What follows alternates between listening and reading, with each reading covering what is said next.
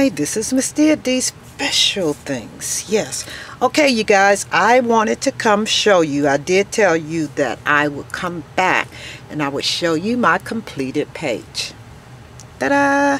Here is my completed page. Now, I did use cutouts and such. And as you can see, this page looks a bit shiny because after I finished everything, I actually, this stuff is, I use this matte fixative. It's a Dick Blick. It's fast drying, and I could still do stuff on the top of that fixative, but it will keep my pages from sticking together, and it'll keep me from, this stuff from wearing off.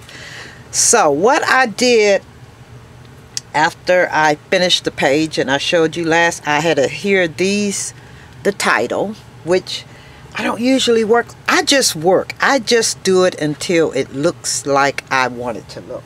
Well, I did use the paper from, what collection was that? I used the paper.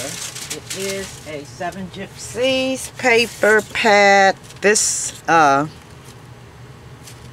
paper stack. I used this, and I just cut out some of the elements there. Like, for instance, I cut out that car, and mind you, I had to make this page as believable as I possibly could. I didn't want it to just look like I just took a bunch of stuff and stuck it everywhere. I wanted it to look like you could see something in each of the areas that I put in here. I even defined it and put 1, 2, and 3. This one, it was just pretty much discover me, ideas matter, and color outside the line. The one could also be just add glue, it's mixed media. But I had ended up putting it down here instead of up here because it was a lot going on. After I adhered the pieces, this is corrugated board. I splattered it with white paint. I don't know if you could see it. I'm going to try to get a little closer for you. It's still going. Okay, stop. Yeah, so you could see some of the things that I actually did to it. I cut out the car on this page, and I also cut out this side, but I only cut out the sign part and the pieces behind it, and I put it over here. Now what I did, I tried not to cover all of my background, because then I didn't even have to do a background, right? I didn't want that to be senseless, but I did put some of my trinkets, some of my elements and stuff on here from the collection. Like, I didn't use this one. I was going to use this one. I used some of the bottles. I used some of these glass jars, the mason jars, and then I used all of this one, and it was the food, the jars down here, the pieces at the bottom, the cans. I cut out some of the pages where they had the wood boxes, and I used those. Now I adhered my elements to this page using the fluid medium. It's a matte medium by Liquitex. I used that, and that's because when I finished, I wanted to be able to move the paint or the pen. I used the brush pen to highlight all of this. That fixative is still stinking. Okay, so once you put the matte medium on, if by chance you want to highlight stuff on this page, you can still move it around if you have that matte on there. So that's pretty much what I did with this Faber-Castell. It's a pit brush. It's the smaller ones. Yes. So that's what I did to highlight all of these areas. And as you can see, you could still move this the ink around.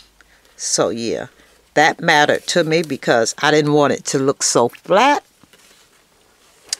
So yeah, I just kind of outlined stuff that I wanted to highlight, and I wanted all of these pages to not look flat.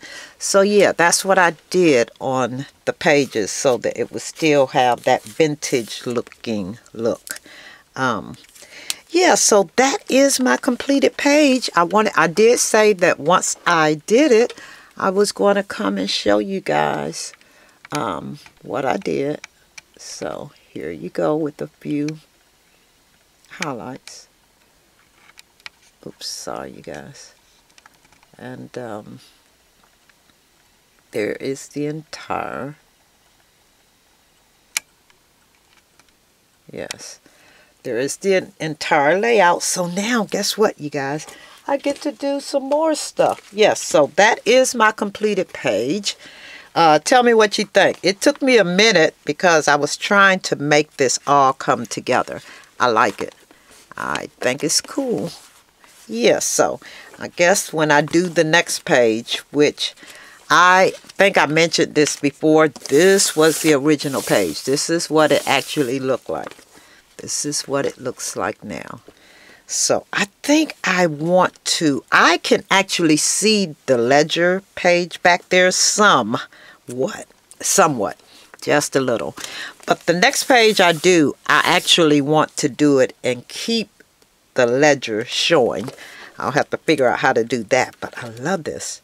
I absolutely like this. So yeah, I ran into a great collection that I like.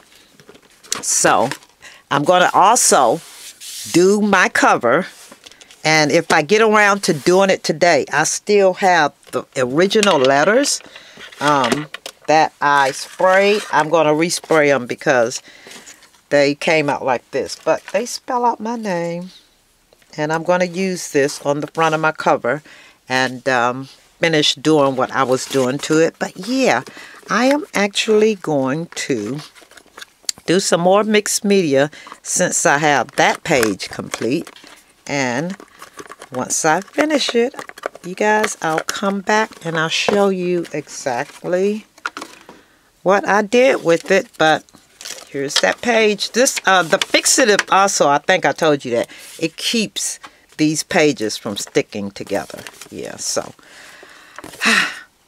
first one complete. What do you guys think? Did I do mixed media? I don't get to do it as much as I used to. I love mixed media, anything.